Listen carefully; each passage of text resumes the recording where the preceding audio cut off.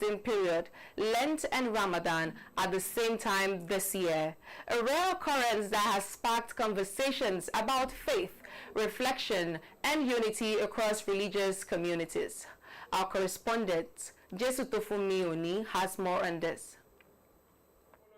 This is the first time that Lent and Ramadan coincide since the year 1993, making it a once in 33 years occurrence. And then today, we are speaking to clergy across both religions. The Christian Lenten fast and Muslim Ramadan fasts are taking place at the same time, highlighting shared values of sacrifice and discipline. The rare overlaps has sparkled different interpretations among faith leaders. Islamic cleric Alhaji Muhammad Kasali describes the convergence as symbolic, saying it reflects peace and unity, and emphasizes that fasting involves moral discipline beyond abstaining from food. This fasting in the month of Ramadan is obligatory, compulsory, what Muslims must do, because in Islamic tradition we have farahid, which is obligatory, and then we have sunnah, which is supererogatory. Obligatory is the one that compulsory to do. So all Muslims are enjoined to fast in the month of Ramadan, which is 9th month of the lunar month.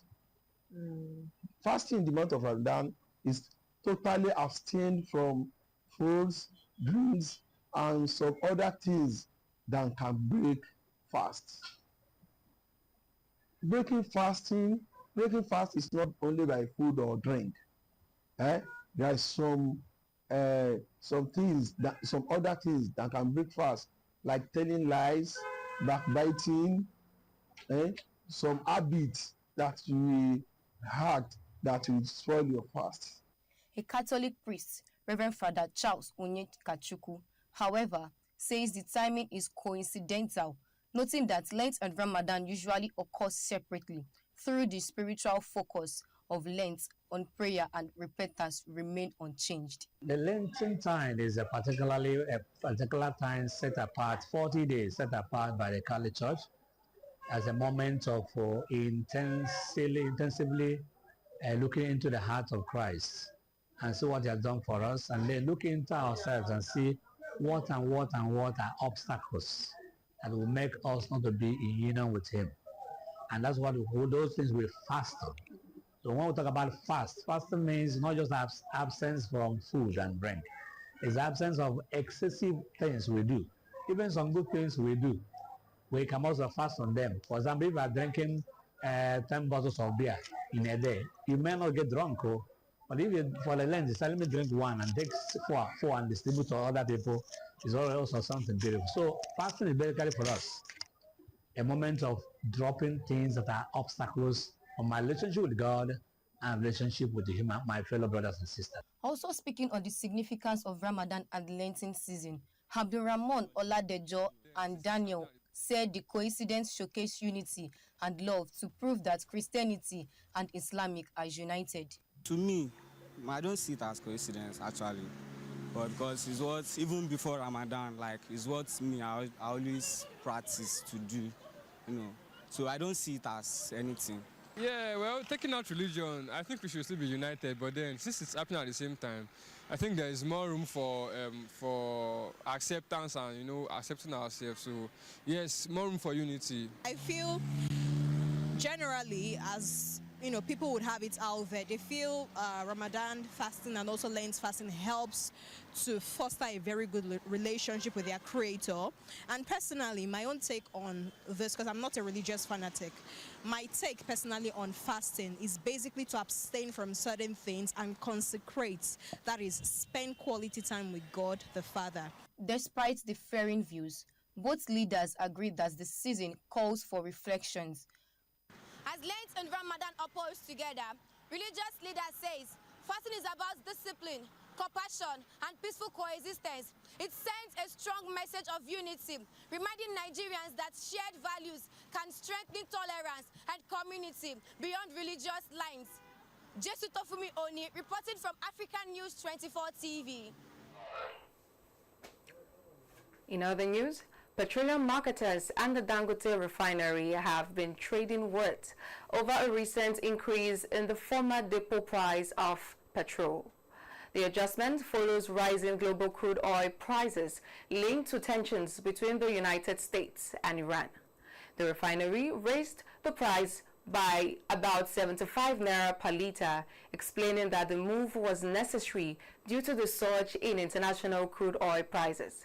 However, marketers, including members of the Major Energies Marketers Association of Nigeria, criticized the increase, arguing that the imported petrol could still be cheaper than the locally refined product.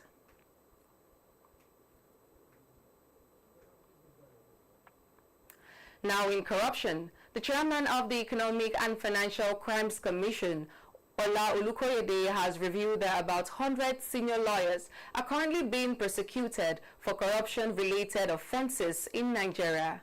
Olukoyede made this known in Abuja during the annual lecture of the Body of Benchers.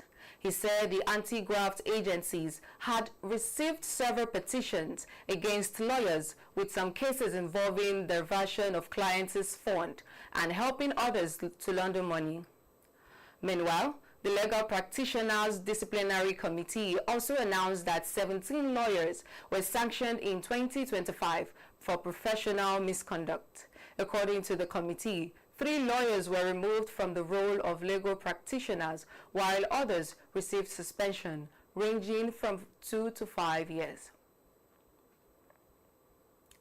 And to this interesting story of a physically challenged man who is now sharing his story of how he's converting his challenge to strength and advantage. Our correspondent spoke with the man on the pedestrian bridge in the Ojota area of Lagos, an environment he has always kept clean. Check this out.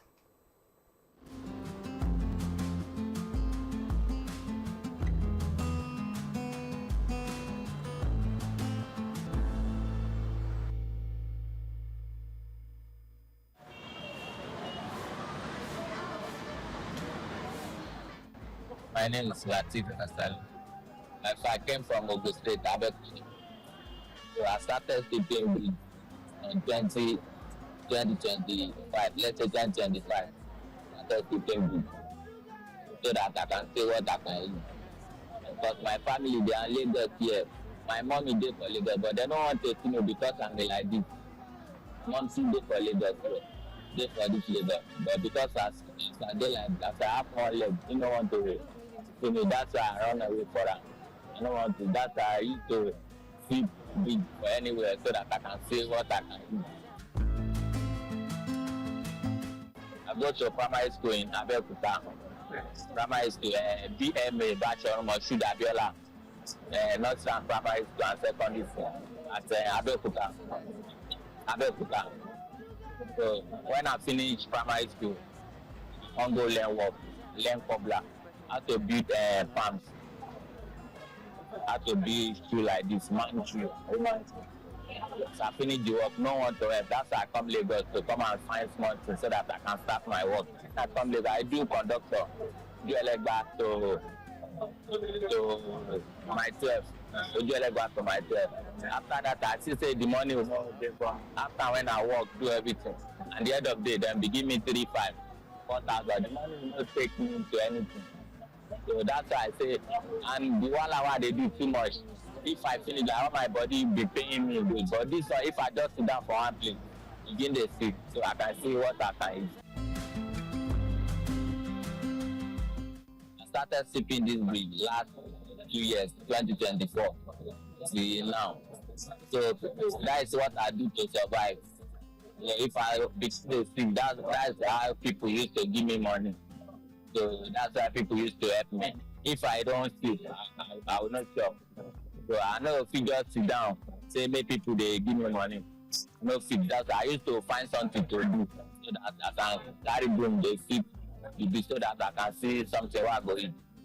So that's how I pay they feed myself. Nobody they feed. I'm the one that I feeding myself. At times I see 5,000, 7,000. I will enter motor, go my place. I used to stay for Ukwaba.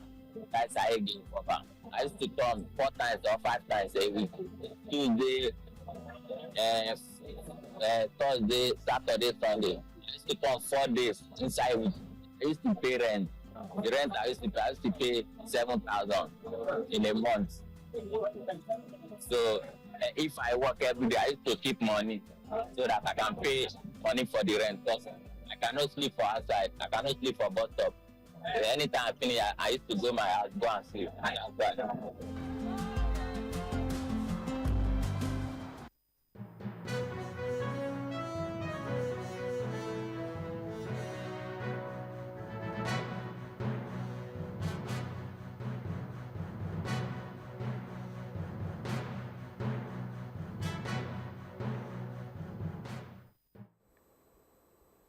Welcome to business.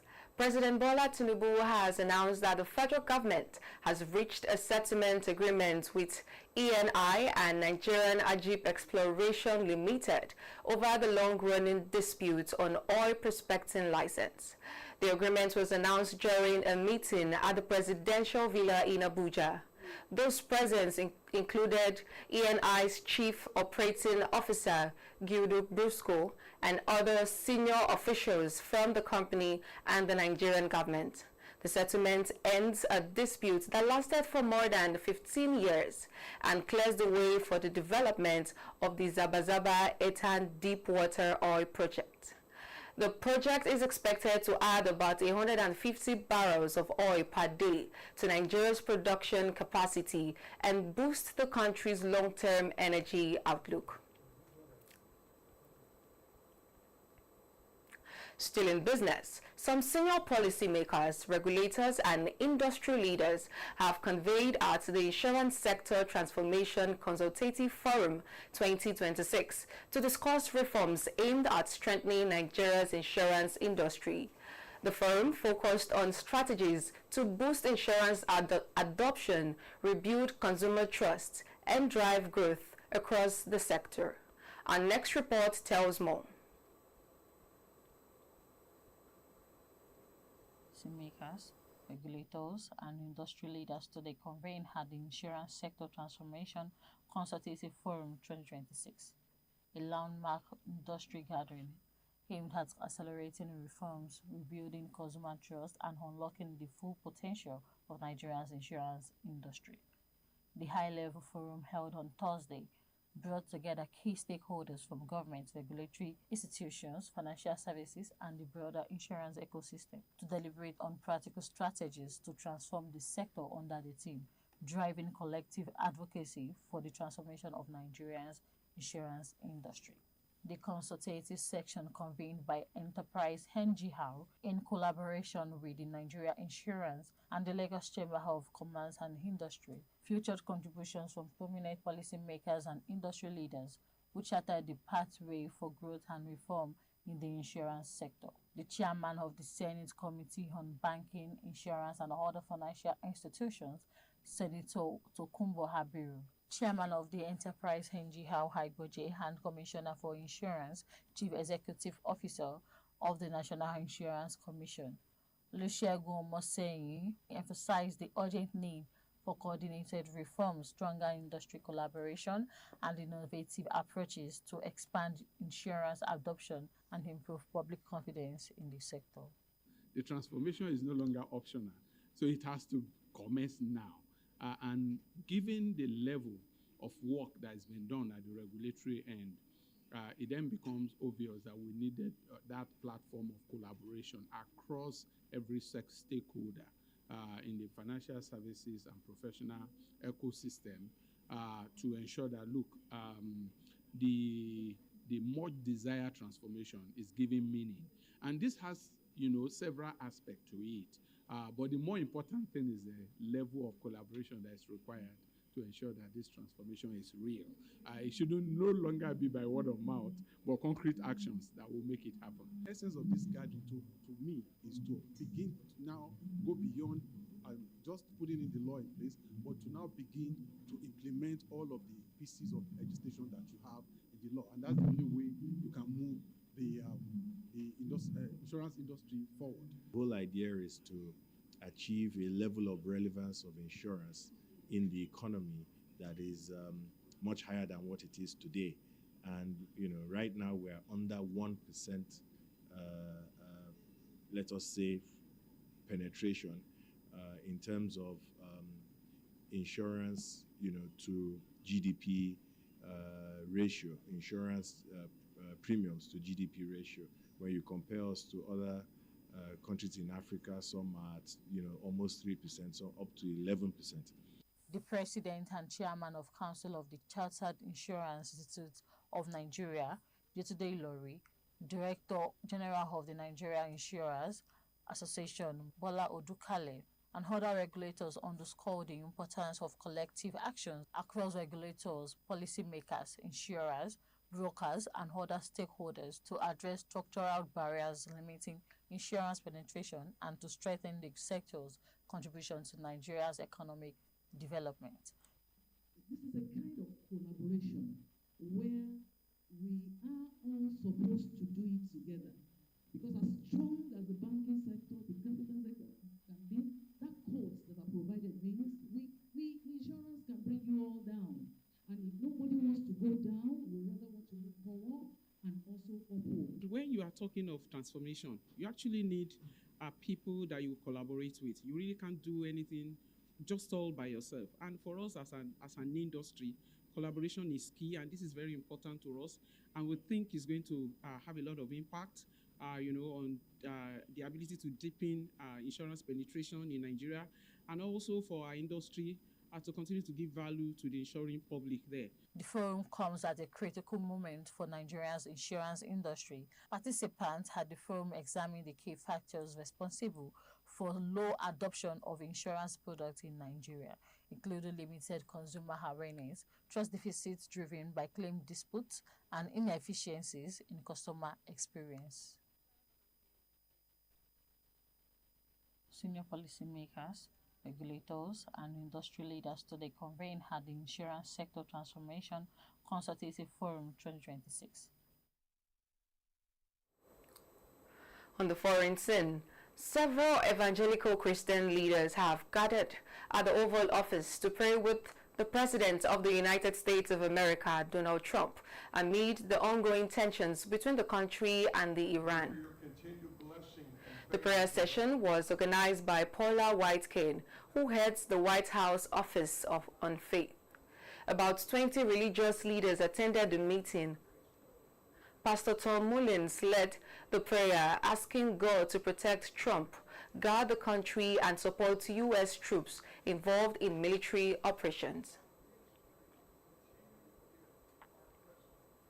And in the Middle East, the Iranian ambassador Gulareza Raja has rejected comments by United States President Donald Trump, suggesting that the U.S. should be involved in deciding Iran's next leader after the death of Ali Khamenei, their former leader. Speaking at a press conference, the ambassador said Iran would decide its leadership and future without interference from any foreign country. Raja accused the United States of frequently interfering in Iran's internal affairs and stressed that Iran is an independent nation that will not allow outside influence in its political affairs. The ambassador further described the recent attack on Iran by Israel and the United States as a violation of international law and the United Nations Charter. He said Iran has the right to defend itself but remains committed to peace and stability in the region.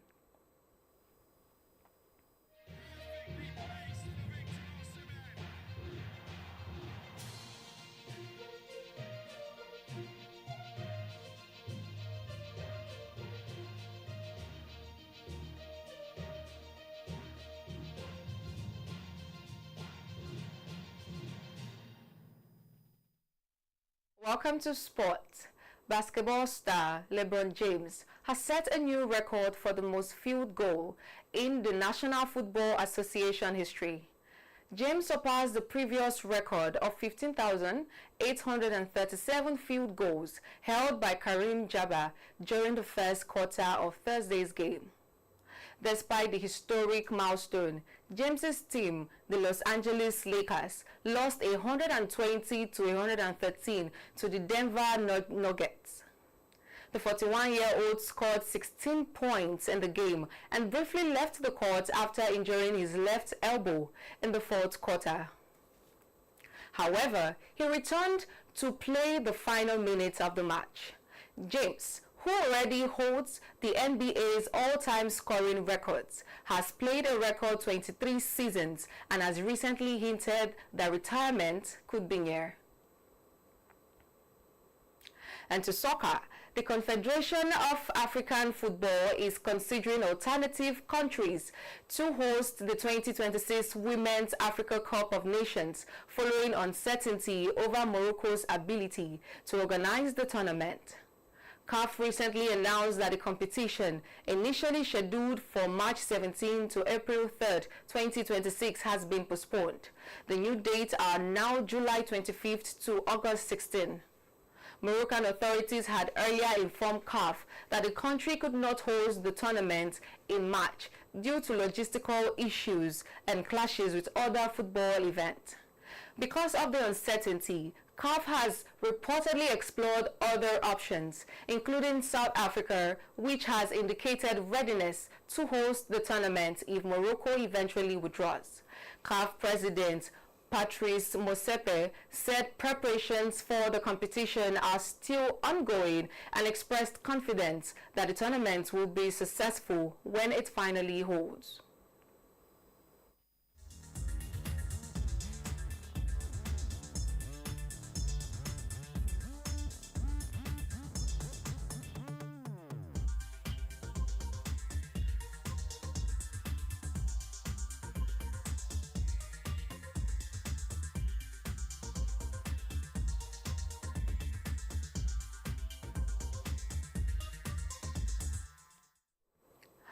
On entertainment, popular Nollywood actor Francis Odega has said the movies produced in the early years of Nollywood were better than many films being released today. He was speaking during an interview where he said older movies had stronger stories and were produced more carefully. According to him, filmmakers in the past usually used one script to produce one complete movie. However, he said many producers today stretched one script into several parts, which weakens the story and reduces the quality of the film. Odega described many modern movies as watery, adding that it is better to produce one strong and engaging film than several weak ones. The actor, who has spent more than 30 years in the industry, also said he was among the pioneers who built Nollywood. He explained that the industry's professional body was first called the Nigerian Actors Guide, before it later became the Actors Guide of Nigeria. Nollywood then is better than Nollywood now.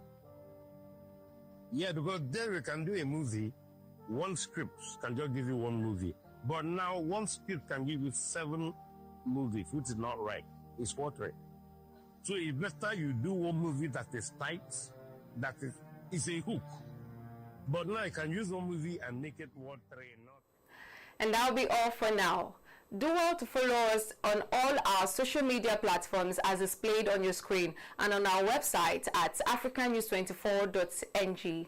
I am Praise Adeleke. Good afternoon.